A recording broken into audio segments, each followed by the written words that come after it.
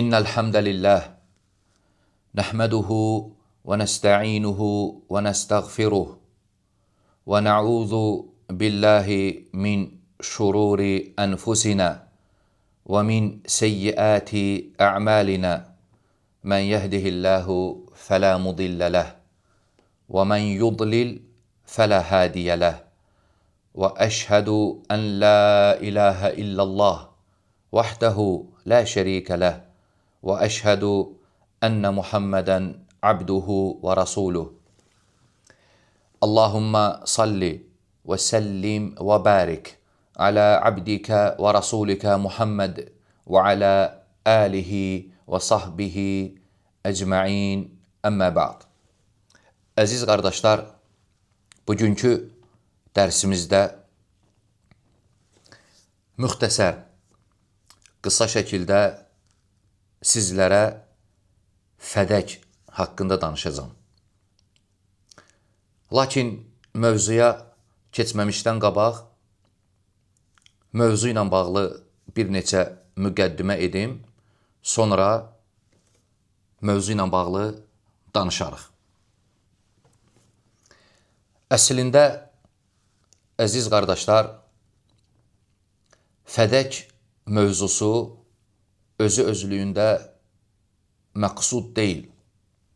Yəni, rafizilərin bu mövzunu qaldırmağında səbəb başqa bir şeydir.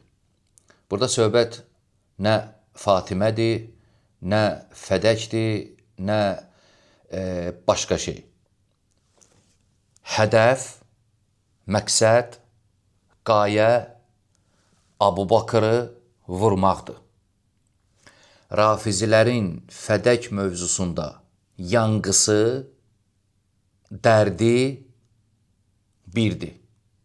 O da Abu Bakrdır. Abu Bakrı vurmaq üçün fədək mövzusundan istifadə ediblər. Bu mövzu altında sahabə Abu Bakra istədiyi sözü deyiblər. Abu Bakr Fatiməni qəzəbləndirdi, Fatiməni qəzəbləndirən Peyğəmbəri qəzəbləndirir, Peyğəmbəri qəzəbləndirən Allahı qəzəbləndirmiş olur. Nəticədə Abu Bakr Allahın düşmənidir. Bu onların etiqadıdır. Abu Bakr kafirdir. Ona görə deyirəm ki, rafizilərə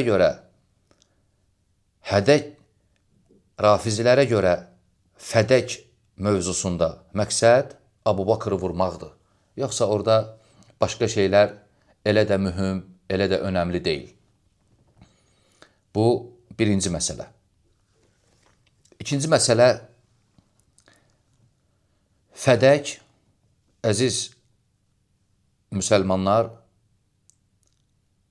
rafizilərin ən çox sevdiyi, necə deyirlər, ürəkləri getdiyi bir məsələdir. Onların yanğısıdır, onların dərdidir. Ümumiyyətlə, bir şey qeyd edim ki, bəzi mövzular var ki, o mövzular haqqında rafizilər ağız dolusu danışır. O mövzular haqqında ürəkləri gedir. Necə deyirlər, ölürlər o mövzular üçün. Məsələn, sahabələr mövzusu, xüsusən də Muaviyyə, yaxud Əbu Hüreyrə olsun, yaxud Qədir Xum məsələsi olsun, Cəməl döyüşü, Sıffeyn döyüşü, bəzi mövzular var ki, onlar ölürlər bu mövzular üçün. Gecə-gündüz ağız dolusu danışırlar. O mövzulardan biri də fədək mövzusudur. Nə vaxt açıldı, harada danışıldı, ağız dolusu danışırlar. Və fikir versəniz, bu dünyada nə qədər adlanmalı şeylər varsa, onu bu adlarla adlandırırlar. Məsələn, məscidləri fədək məscidi, mədrəsələri fədək mədrəsəsi, yaxud obyektlər olsun, şirkətlər, yaxud restoranlar və s. Hətta o istifadəçi profilləri, adlar və s. nə adlanmalı şeylər varsa, hamısını bu mövzularla adlandırırlar. Bu fədək onların yanğısıdır, dərdidir, istəyidir.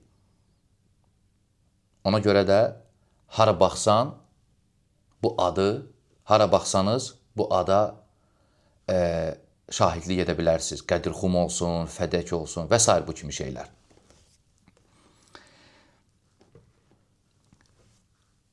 Rafizilərin kitablarında belə bir rəvayət keçir ki, Fatimə radiyallahu anhə mühacir və ənsarları yığır, onlara xütbə verir. Əl-xutbətul fədəkiyyə, Fədək xütbəsi. Təsəvvür edin, İmam Əli evdə oturub, Fatimə mühacir və ənsarlara xütbə verir. Maraqlısı nədir? Rafizilər bu xütbəni necə vəsf edirlər? Fatiməni və xütbəni necə vəsf edirlər?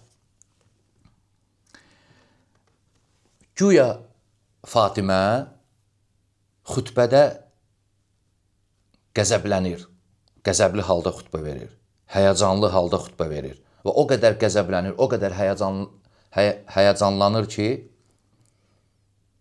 bəzi ədəb qaydalarından çıxır. Subhanallah. Təsəvvür edin, görün Fatimə haqqında nə deyirlər. Rafizi alimi Seyyid Muhammed Kəşif Əl-Ğıta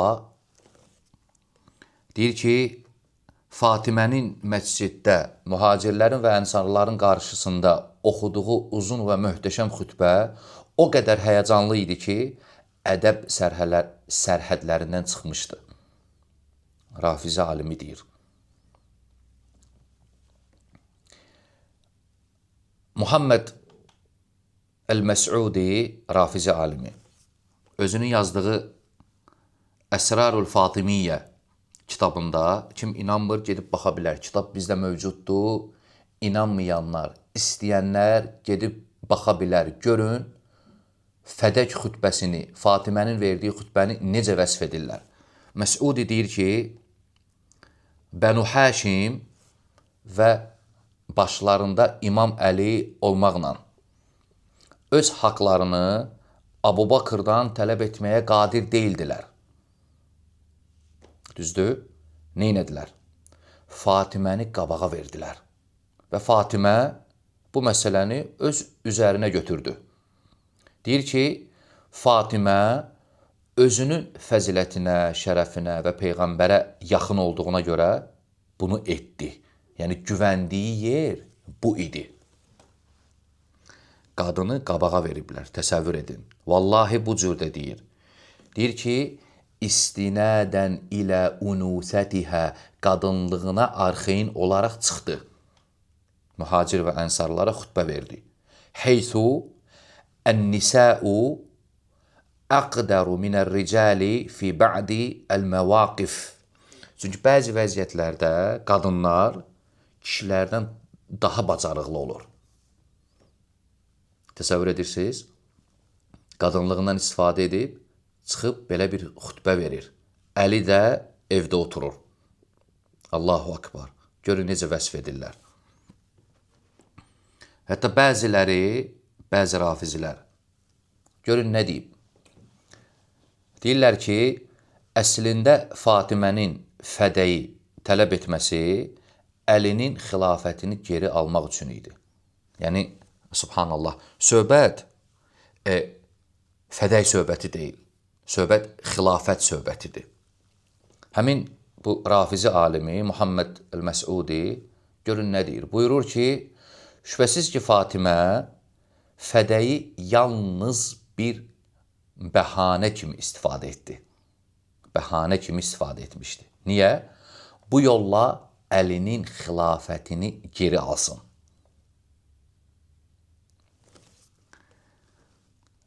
Demək istəyirlər ki, Fatimə sanki İmam Əlidən daha şücaətli idi. Allahu Akbar. Biri soruşa bilər ki, Rəşad qardaş, söhbət nədən gedir? Fədəy nədir? Cavab budur ki, fədəy bir yerin adıdır. Hicazda yerləşən bir yer idi. Təxminən Mədinədən 2 günlük məsafədə yerləşir. Və Allahın Rəsulu Muhammed sallallahu aleyhi və səlləm Xeybəri fəth edəndən sonra fədək heç bir döyüş olmadan Peyğəmbərə verilir. Yəni, heç bir hücumsuz, nə atlı, nə piyada ordusu, heç bir hücum olmadan fədək verilir Peyğəmbərimizə. Məhz buna görə də fədək Peyğəmbərimizin şəxsi mülkü idi. Şəxsi mülkü sayılırdı. Sonra nə baş verir? Allahın Rəsulu Muhammed sallallahu aleyhi və səlləm dünyasını dəyişəndən sonra Fatimə və Abbas, Peyğəmbərin əmisi, gəlir Əbu Bakrın yanına. Fədəkdən və Xeybərdən olan payını tələb etsinlər deyə. Bu zaman Əbu Bakır radiyallahu anhu onlara deyir ki, mən Peyğəmbərin belə dediyini eşitdim. Biz Peyğəmbərlər miras qoymuruq. Bizim qoyduğumuz hər şey sədəqədir. Və bunu deyəndən sonra Əbu Bakır deyir ki, mən Allahın Rəsulunun etdiyi bir şeyi tərk edib, başqa şey etmərəm. Yəni, mən Peyğəmbər sallallahu aleyhi və səlləm necə deyibsə, elə edəcəm. İndi burada sual çıxır. Məgər rafizilər bu hədisi bilmir? Cavab budur ki, rafizilər bu hədisi bilir. Lakin rafizilər bu hədisə nə deyir? Rafizilər deyirlər ki, bu hədisi tək Əbu Bakır rəvayət edib. Başqa heç kim rəvayət etməyib. Əbu Bakır da ona görə rəvayət edib ki, mirası ələ keçirsin. Təsəvvür edin. Ona görə qəbul etməyiblər. Madəm ki, tək Əbu Bakırdan gəlib, Əbu Bakırın məqsədi var idi bu hədisi danışmasında. Fatimənin mirasını ələ keçirsin. Deməli, bir halda ki, tək Əbu Bakırdan gəlib, biz bu rivayəti qəbul etmirik. Cavab olaraq deyirik ki, şək yoxdur ki, bu batildir. Bu rivayət tək Əbu Bakırdan gəlməyib. Bu rivayət bir çox sahabələrdən gəlib. Bəzi Peyğəmbərin zövcələrindən gəlib, bəzi rivayətlər, bəzisi Osmandan gəlib, Əlidən gəlib, Abbasdan gəlib, Abdurrahman ibn Avfdan gəlib, həmçinin Zubeyrdən gəlib və s. Yəni, sözümün canı odur ki, tək Əbu Bakır rəvayət etməyib. Bu birinci məsələ. Bundan əlavə, həmin bu rəvayət maraqlısı odur ki, rafizilərin öz kitablarında mövcuddur. Yəni, siz Əhl-i Sünnəni saxlayın. Əhl-i Sünnədə rəvayətlər mövcuddur. Nəinki Əbu Bakırdan, başqa sahabələrdən də varid olub. Həmin bu rəvayət rafizilərin kitablarında mövcuddur. Baxın, Kuleyni özünün yazdığı Kəfi kitabında orada rəvayət gətirir Əbu Abdullahdan. Allahın Rəsulu belə dedi. Alimlər Peyğəmbərlərin mirasıdır. Peyğəmbərlər dinar və dirhəm miras qoymurlar. Onların mirası elmdir. Kim bu elmdən pay götürərsə, böyük bir pay götürmüş olar. Bu, Kuleyninin Kəhfisindədir və səhihdir. Məclisi buna səhih deyir və həmçinin Xomeyni deyir ki, hədisdə olan kişilərin hamısı siqadır, yəni etibarlıdır. Yəni, hədis səhihdir. Biri soruşa bilər ki, Rəşad qardaş, Fatimə nəyə görə gəlmişdi Əbu Bakrın yanına? Nəyə əsasən gəlib tələb edirdi? Cavab budur ki, Fatimə radiyallahu anhə Allahın bu ayəsinə əsaslanaraq, ayə Nisa surəsində keçir. Allah subhanahu və teala buyurur, Yusikumullahu fi əvladikum lizzəkəri mislu hazzil unsəyeyn. Allah övladlarınız haqqında sizə tövsiyə edir. Kişiyə iki qadının payı qədər pay düşür. Və Fatimə radiyallahu anhu bu ümumi ayəyə əsaslanıb, gəlib, tələb edirdi.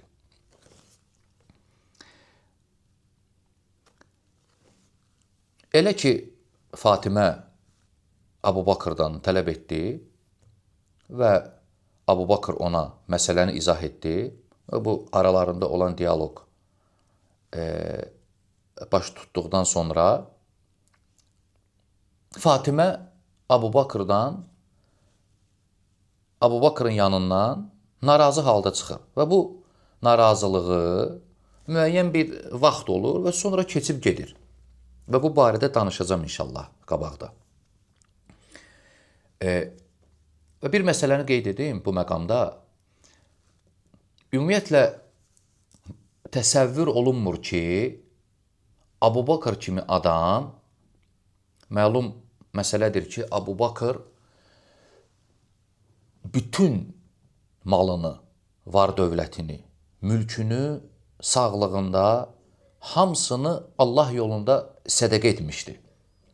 Düzdür? Belə bir adamın başqasının malına tamah salması, göz dikməsi bu təsəvvür olunmur. Mümkün deyil bu. Əbu Bakr kimi adam hansı ki bütün malını, var dövlətini Allah yolunda sədəqə edib, sonra Fatimənin mirasına gözünü diksin, tamah salsın. Bu mümkün deyil. Bundan əlavə, Əbu Bakr radiyallahu anhu o malı, yəni fədəyi, özü üçün götürməmişdi. Yəni, öz nəfsi üçün sərf etməmişdi. Hamısını müsəlmanlara sədəqə olaraq saxladı. Müsəlmanlara sədəqə olaraq saxlamışdı. Ona görə demək ki, Əbu Bakr Fatimənin malına, mirasına göz dikmişdi, bu şək yoxdur ki, batildir. Bundan əlavə, əgər fədək doğrudan da Peyğəmbərin irsi idisə, yəni özündən sonra miras buraxmışdısa, həmin o mirasdan zövcələrinə də pay düşürdü. Zövcələrindən də biri Əbu Bakr, zövcələrindən də biri Ayşə idi. Əbu Bakrın qızı. Lakin Əbu Bakr nə Ayşəyə, nə də Peyğəmbərin digər zövcələrinə heç nə vermədi. Niyə? Yuxarıda qeyd etdiyim hədisə əsaslanaraq. Hədisə dayandı və Peyğəmbərin zövcələrinə, onlardan biri də qızı Ayşə idi, nə də digər zövcələrinə heç bir şey vermədi. Çünki əlində hədis var idi, Peyğəmbər sallallahu aleyhi və səlləm sözünü əməl etdi. Və dedik ki, əgər fədək doğrudan da Peyğəmbərin irsi idisə, yəni özündən sonra miras buraxmışdısa, zövcələrinə də pay düşürdü, düzdür? İndi rafizilər nə ediblər? Diqqət edin. Rafizilər özlərindən bir hədis uydurublar. Nə hədisi? Niyə uydurublar ki? Hədis uydurublar ki, Peyğəmbərin xanımlarına, zövcələrinə mirasdan heç nə düşmür, tək qızına düşür. Hədis uydurandan sonra məsələ bağlandı. Yəni, xanımlarına pay düşmür. Tək qızına aiddir. Bu barədə kitablarında hədis uydurublar. Fikir verin, Kuleyni öz kəfisində belə bir bab açır. Baba fikir verin, yəni başlıq. Ən-nisəu lə yərisnə minəl əqari şeyən. Qadınlar daşınmaz əmlakdan miras almırlar. Babdır. Əqar. Əqar torpaq sahəsidir. Məsələn, bağ, ev, daşınmaz əmlak. Əqar. Belə bir başlıq açır. Sonra başlıq altında Əbu Cəfardan hədis rivayət edir. Rivayət bu cürdür. Qadınlar nə torpaqdan, nə də daşınmaz əmlakdan miras almırlar. Və salam, söhbət qutardı. Təsəvvür edirsiniz? Yəni, Peyğəmbər sallallahu aleyhi və səlləmin zövcələrini, xanımlarını oradan çıxartmaq üçün, tək qızını saxlamaq üçün belə bir hədis uydurublar. Bu ayəti Tusi Təhdibul Əhkəmdə, həmçinin Məclisi Biharul Ənvarda rivayət edir. Niyə? Kişinin xanımına miras düşmür. Yalnız qızına düşür. Bundan əlavə biz deyirik ki, əgər fədək doğrudan da miras olsaydı, Abu Bakr öləndən sonra Ömər həmin o fədəkdən qızı Həfsaya verərdi. Amma vermədi. Subhanallah. Fikir verin, nə Abu Bakr qızı Ayşəyə verdi, nə Ömər qızı Həfsaya verdi. Heç birinə vermədi. Çünki düşmürdü. Əllərində hədis var idi ki, peyğəmbərlər miras buraxmırlar. Bu qədər. Sadə yəni. İndi isə keçirəm Fatimənin qəzəblənməsi. Rafizilər bu mövzudan, fədək mövzusundan danışanda ən böyük gətirdikləri şey, yəni onların yanğısı, dərdi, hansı ki ağız dolusu danışırlar, Fatimənin qəzəblənməsidir. Güya Fatimə qəzəbləndi və qəzəbli halda öldü Abu Bakrla. Abu Bakrdan qəzəbləndi və Abu Bakra qəzəbli halda öldü.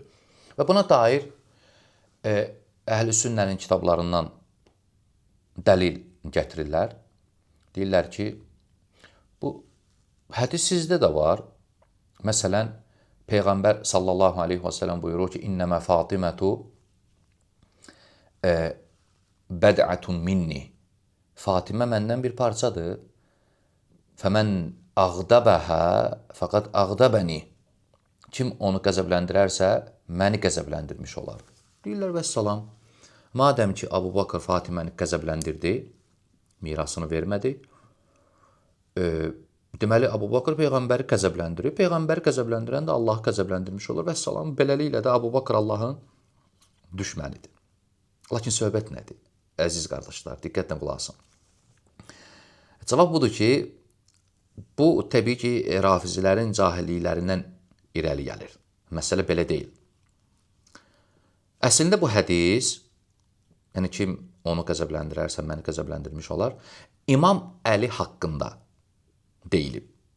Yəni hədisin deyilmə səbəbi var. İmam Əli, Allah ondan razı olsun, Abu Cəhlin qızını almaq istəyir. Və bunu eşidən Fatimə gəlir Peyğəmbərin yanına, atasının yanına. Deyir ki, sənin ümmətin iddia edir ki, sən qızların üçün qəzəblənmirsən.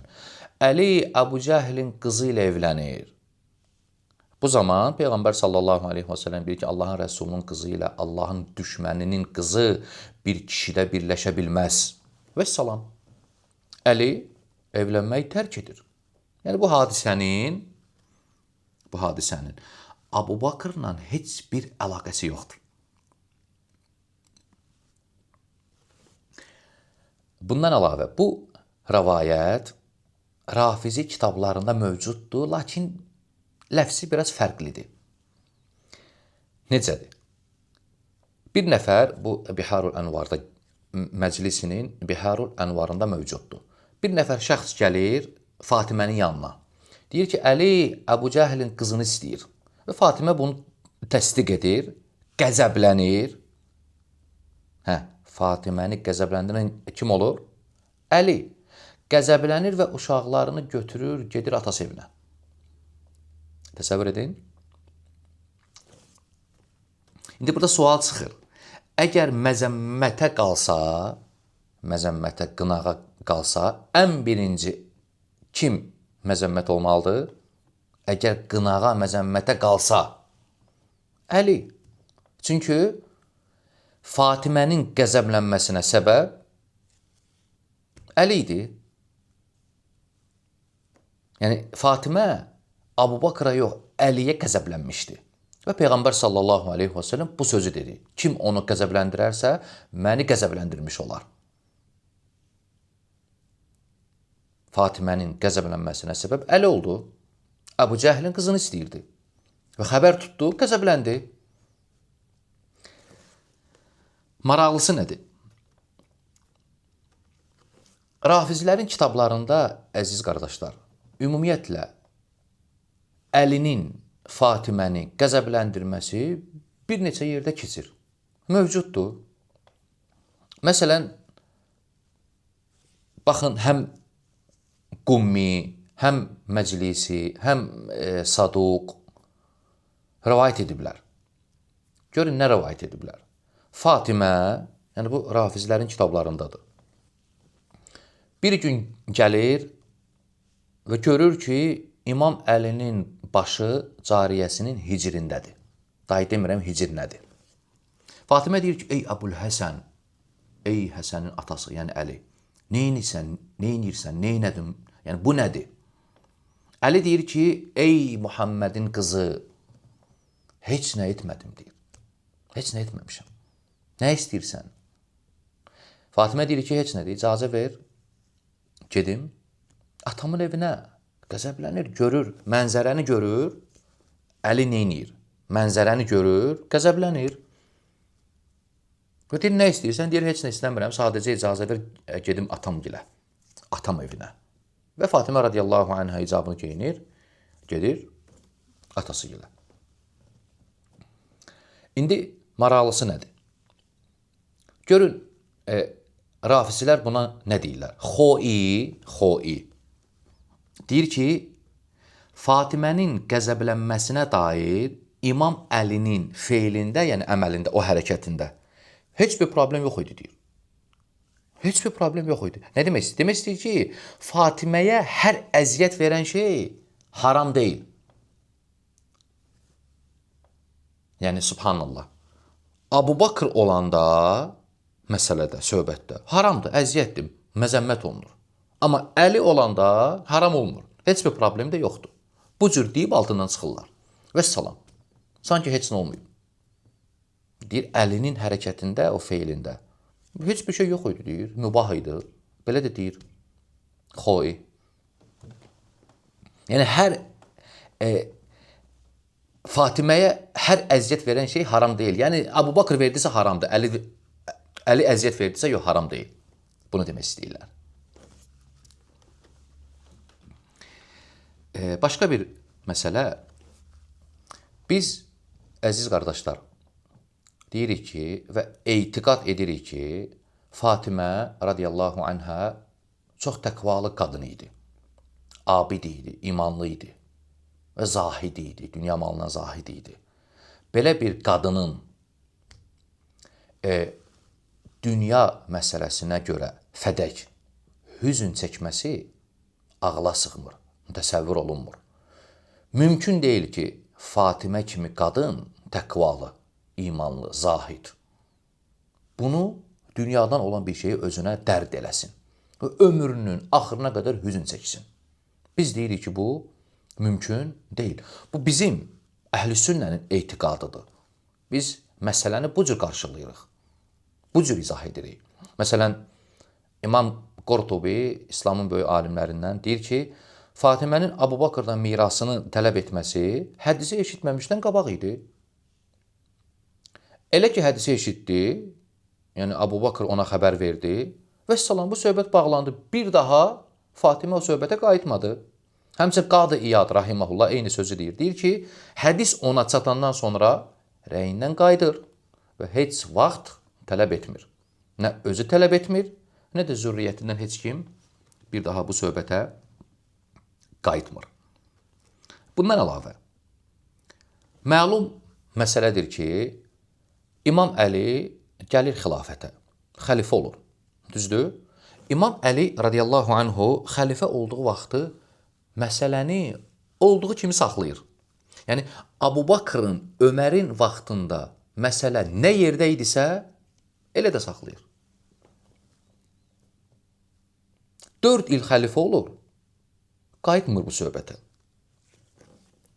Halbuki, İmam Əli xəlifə olanda möminlərin əmri, fədək onun hökmü altında idi. Yəni, istəsə qayıda bilərdi, lakin qayıtmır. Əgər bu zülm olsaydı, verməmək, zülm olsaydı, onda Əli radiyallahu anhu Fatimənin malını qaytarardı. Lakin qaytarmır. Abu Bakrın vaxtında, Ömərin vaxtında necə idisə elə də saxlayır. Nə Fatimənin övladlarına verir, nə də Peyğəmbərin zövcələrinə, nə də Abbasın uşaqlarına. Heç kimə vermir. Necə idisə elə də qalır. Və əhlüsünnənin etiqadına görə, yəni biz etiqad edirik ki, Fatimə Abu Bakrdan razı qaldığı halda dünyasını dəyişdi. Biz buna etiqad edirik. Və bu məsələ bizim kitablarda mövcuddur. Rəvayətlər mövcuddur. Və biz buna etiqad edirik. Baxın, Beyhaqi özünün yazdığı Sunanul Kubra əsərində sənədi ilə Şəbidən rəvayət edir. O belə dedi. Fatimə xəstələndiyi zaman Abu Bakr onun yanına gəlmək üçün izin istəyir.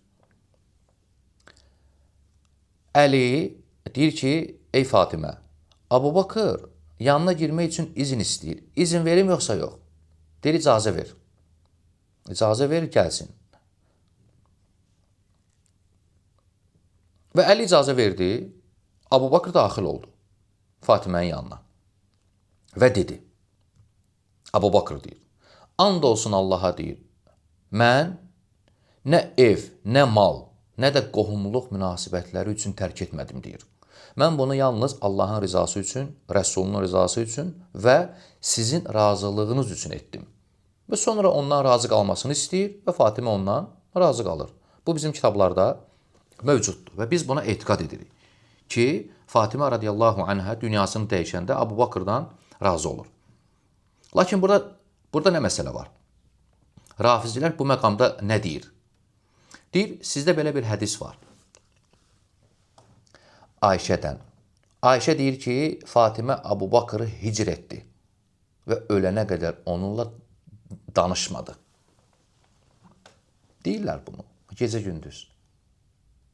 Əhl-i-Sünnə kitablarında Ayşədən rivayət var ki, Ayşə deyir ki, Fatimə Abu Bakr hicr etdi, yəni tərk etdi. Ölənə qədər bir daha onunla danışmadı. Və biz cavab olaraq deyirik ki, bu Ayşənin elminə görə idi, bilməsinə görə idi. Fatimənin Abu Bakrdan razı qalması ona çatmamışdı, gizli qalmışdı. Çünki yuxarıda qeyd etdiyim rəvayətdə deyilir ki, ölüm anında gəlir yanına və razılıq alır. Və salam. Və Ayşə radiyallahu anhə öz elminə, öz bilməsinə görə danışır. Bunu deyir. O ki, qaldı hicr etmişdi sözünə və alimlər bu barədə danışıblar.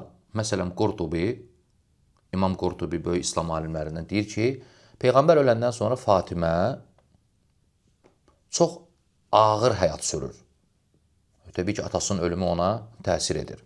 Bir müsibət idi, böyük bir hal idi. Və evində mültəzim olur. Və məlum məsələdir ki, Fatimə radiyallahu anhə atası öləndən sonra az müddət yaşayır. Və deyir, hədisi rivayət edən ravi bunu hicr kimi ifadə edir, ibarə edir. Yəni,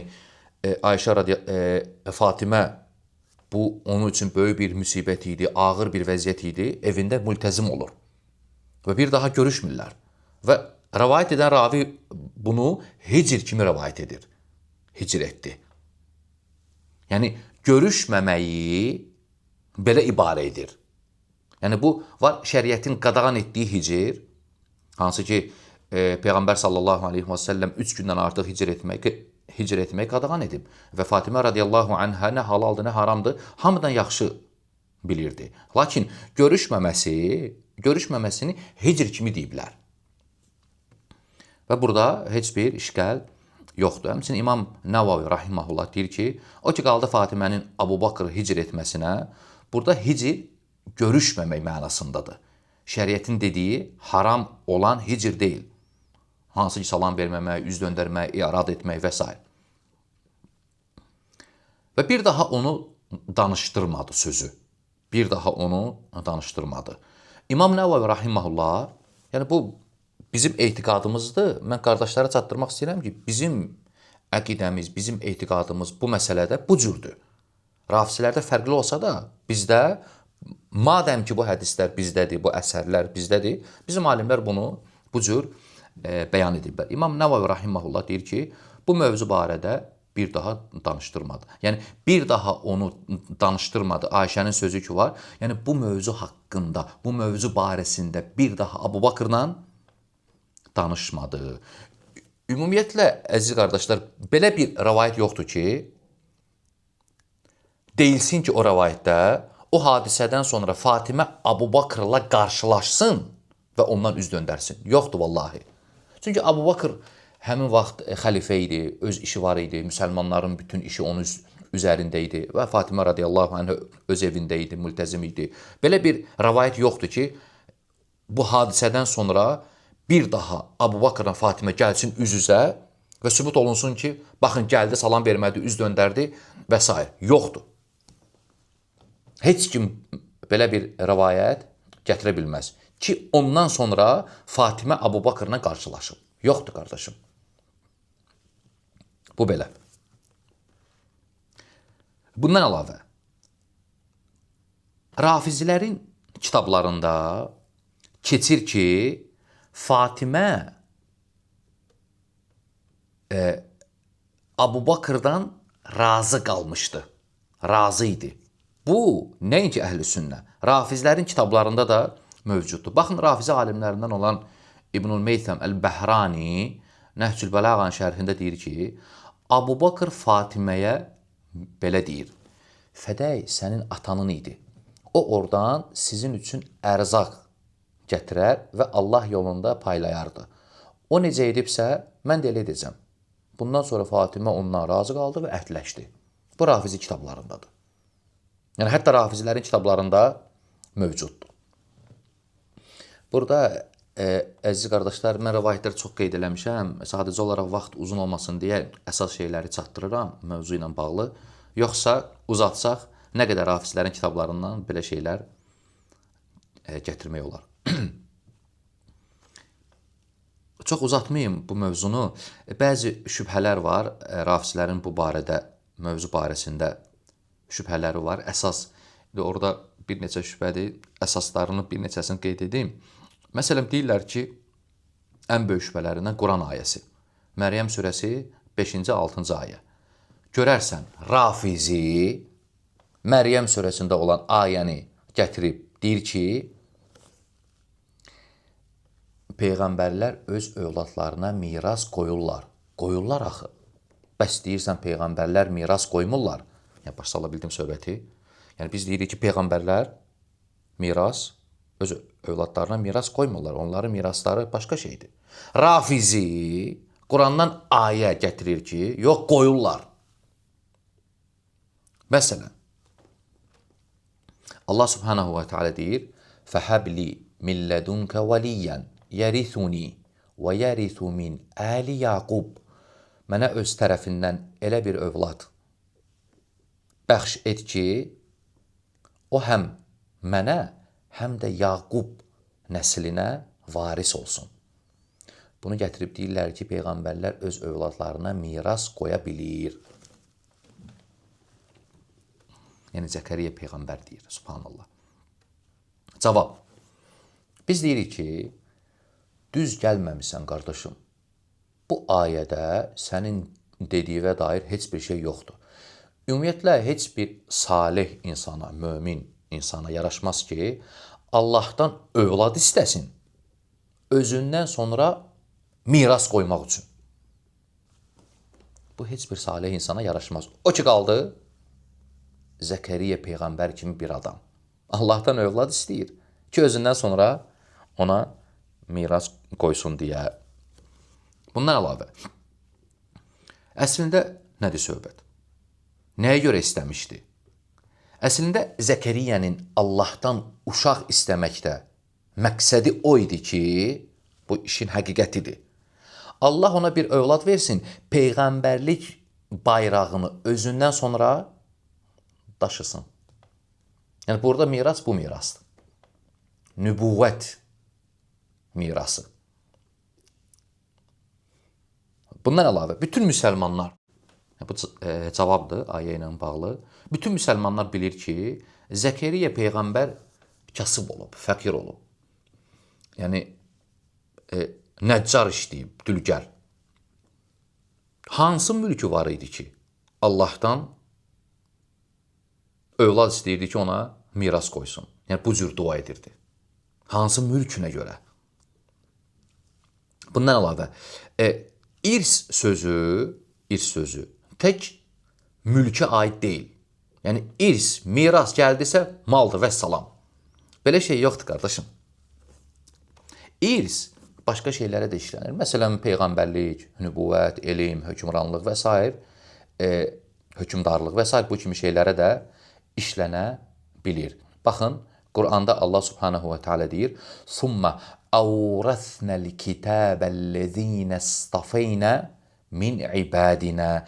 Biz kitabı qullarımız içərisindən seçdiklərimizə miras etdik. Kitabı. Miras. Kitabı.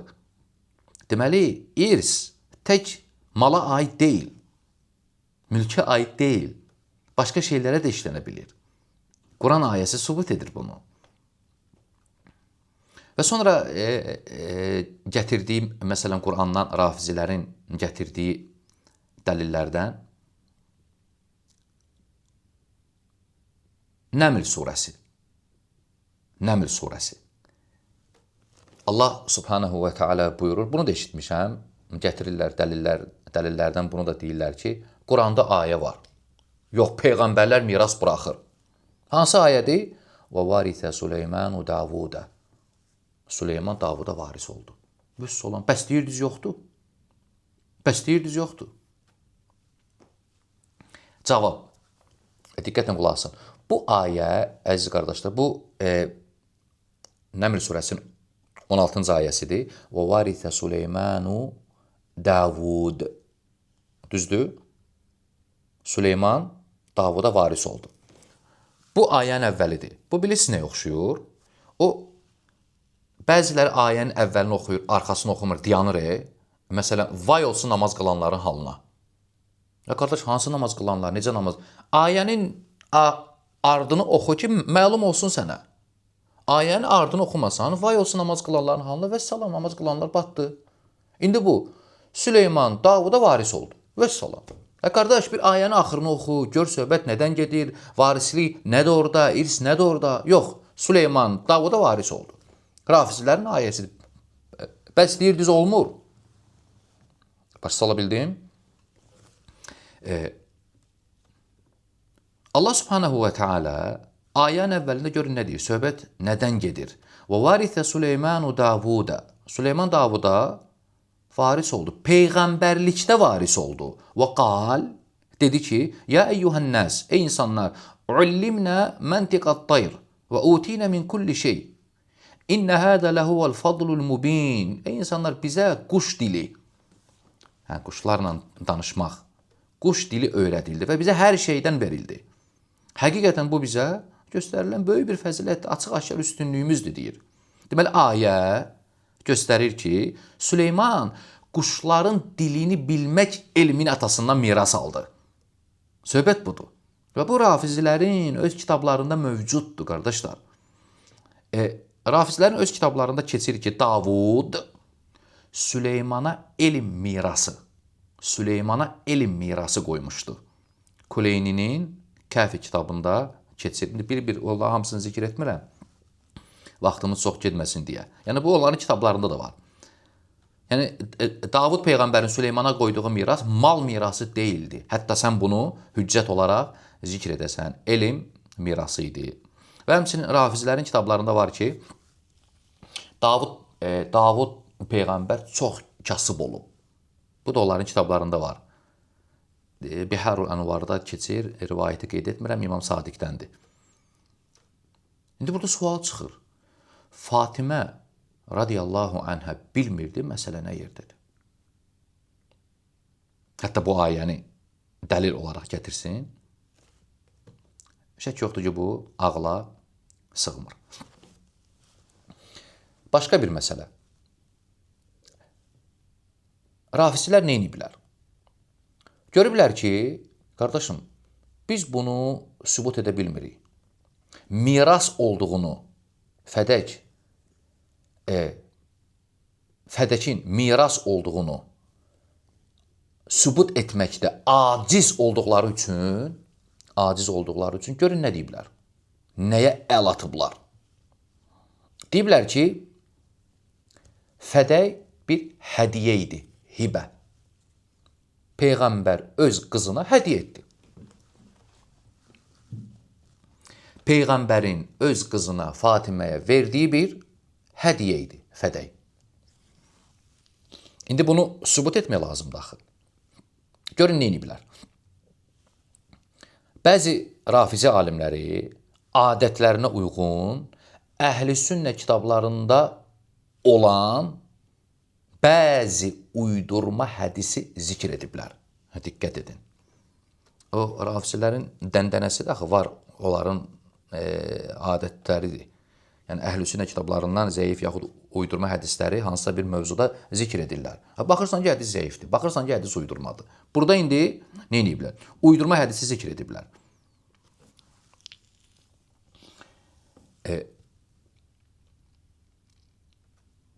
Əbu Ya'lənin Musnədində keçir ki, bu ayə nazil olanda, hansı ayə? Və ətizəl qurbə haqqahu, qohumlarının haqqını ver. Bu ayə nazil olanda Peyğəmbər Fatiməni çağırır və fədəyi ona hədiyyə verir. Fədəyi verir Fatiməyə. İndi fikir verin. İmam Zəhəbi bu rəvayətə təliq edir. Görün nədir? Deyir ki, bu batildir. Əgər belə olsaydı, Fatimə gəlib haqqının tələb etməzdi. Düz deyir.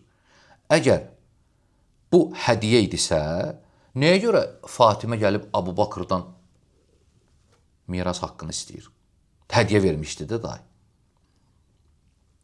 Heysəmi deyir ki, bunu Tabarani rəvayət edib. Rəvayətdə Atiyə adında şəxs var. O da dəifun munkarun, daha doğrusu mətrukdur, tərk olunur. Ona görə İbn Kəsir rahiməhullah deyir ki, bu ayə Məkkədə nazil olub. Fədə isə Xeybər fəthindən sonra hicrətin 7-ci ilində əldə edilib. Ona görə İbn Kəsir rahiməhullah deyir ki, münkərdir və bir rafizinin uydurmasıdır. Rafizinin uydurmasıdır.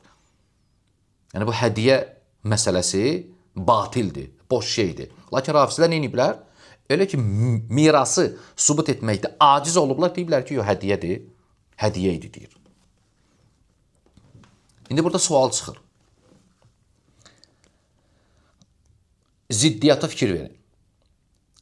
Məlum məsələdir ki, İslam dini adilliyi əmr edib. Düzdür? Kişi öz övladları arasında nəsə pay verəndə, hədiyyə verəndə adil olmalıdır. Bu İslamın əmridir. Necə ola bilər ki, Peyğəmbər fədəyi tək Fatiməyə hədiyyə etsin, digər qızlarına yox? Necə ola bilər bu? Və Xeybər hicrətin 7-ci ilində əldə edilib. Düzdür?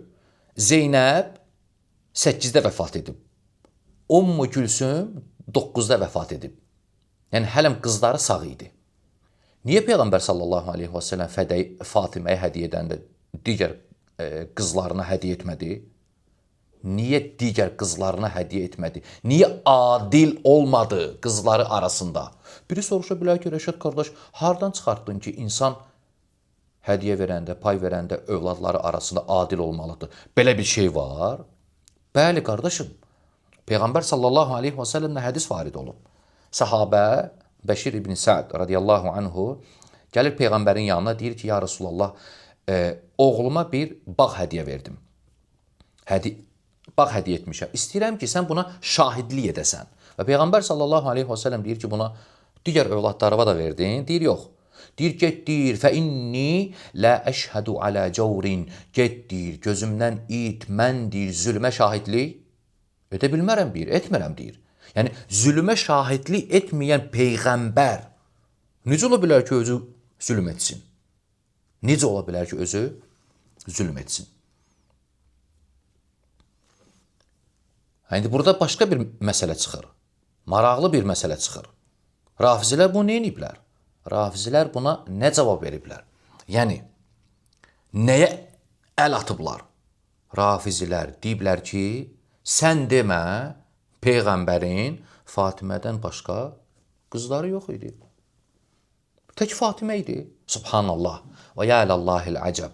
Yəni, insan fədək söhbətinə görə, yəni fədək yalnız Fatimənindir deməsi üçün, Fatiməyə qaldı deməsi üçün, Fatiməyə hədiyyə etdi deməsi üçün, görün nəyə əl atıblar, qardaş, rafizidir. Nə gəldi eləyir, nəyə gəldi əl ata bilər.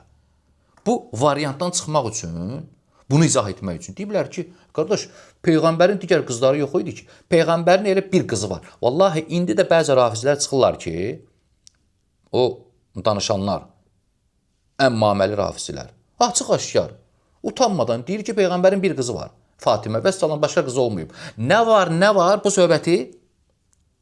Örtsünlər, itirsinlər. Təsəvvür edin, bunu deməklə ki, Peyğəmbərimizin bir qızı var idi Fatimə. Qur'ana zidd gediblər. Qardaş, rafizi üçün fərq eləmir. Qur'ana zidd oldu, mütəvatir hədislərə zidd oldu. Fərqi yoxdur. Əl-mühim, Fatimənin haqqı ispat olunsun, qorunsun, düzdür? Nəyə zidd getdi, fərq eləmir. Qur'ana zidd, eybi yox, Qur'ana zidd. Bunu deməklə Qur'ana zidd gediblər.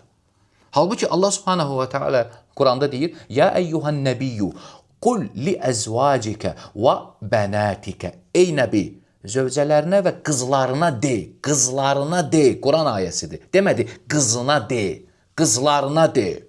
Qur'an sübut edir ki, Allahın Rəsulunun qızları var idi. Bu gəlib deyir ki, Allahın Rəsulunun bir qızı var idi Fatimə. Və salam. Hələ mütəvatir hədisləri danışmıram. Bütün müsəlman aləmi, vallahi bütün tarix, bütün müsəlmanlar ittifaq ediblər ki, Peyğəmbərin Fatimədən savayı qızları var idi. Var idi, qardaşım.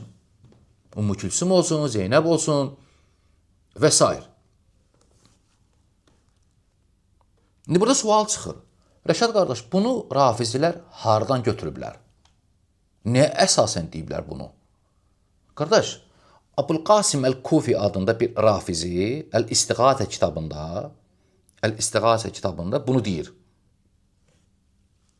Bir nəfər rafizidir. Əbul-Qasim Əl-Kufi, Kufəli. Yazdığı kitabların birində bunu deyir. İndi bu şəxs kimdir?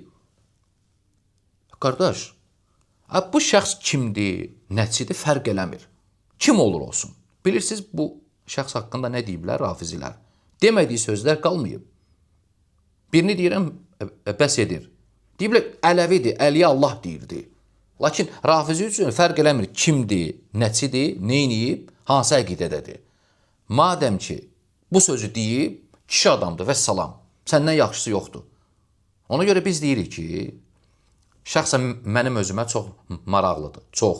Mən tapmamışam, mən görməmişəm. Bəhs elədim, axtardım, bütün kitablarda yoxdur. Bütün rafizilərə möhlət veririk. İstədiyi qədər əmmaməli rafizilərə gətirsinlər, göstərsinlər bizə ki, mənə şəxsən maraqlıdır. Mən görmədim, bilmirəm, yoxdur. Tapıb gətirib göstərə bilsələr halal olsun. Nə?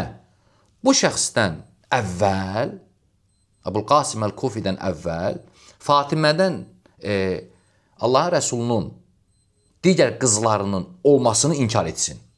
Allahın Rəsulunun digər qızlarının olmasını inkar etsin. Bu şəxsdən əvvəl görən kim edib? Mənim üçün çox maraqlıdır. Və bu, tək bu səbəb deyil yəni. Fədək söhbəti deyil, hədiyyə söhbəti, tək qızını saxlayıblar, Fatiməni saxlayıblar, bu deyil. Rafizilərin, Peyğəmbərin digər qızlarının yox olmasını, yəni inkar etməsinin səbəblərindən biri də Osmanın fəzilətini gizlətməkdir. Məlumdur ki, Osman Peyğəmbər sallallahu aleyhi və səlləmin 2 qızı ilə evlənib. 2 qızı ilə evlənib. Peyğəmbər 2 qızını verib Osmana. Bu fəzilətdir axı. Osman düşmən olsaydı, pis adam olsaydı, kafir olsaydı, Peyğəmbər sallallahu aleyhi və səlləm niyə Osmanın qızını, öz qızını Osmana verir? Bu Osmanın fəzilətini gizlətmək üçün deyiblər ki, qardaş, ən rahat yol onlar Ümmü Külsümdür, Zeynəbdir. Bunlar Peyğəmbərin qızı olmayıb. Xədicənin xalası qızlarıdır. Belə də deyirlər. Peyğəmbərin qızı deyil, Xədicənin xalası qızlarıdır. Osmanın fəziləti itdi. Vəssalam. Subhanallah. Görün, nəyi ispat etmək üçün nələrə əl atırlar. Biz də deyirik ki, qardaş, mürafizidir, hər şey gözləmək olar, özləri kimi yalancı tayfa yoxdur. Yəni, bu mövzu ilə bağlı çox danışmaq olar. Mən bilmirəm, bu qədər uzatdım. Hər bir halda Allahdan istəyirəm ki, Allah subhanahu və teala dinləyənlər və baxanlar üçün faydalı etsin. Və sallallahu və səlləmə və barak alə abdihi və rasulihi Muhammed.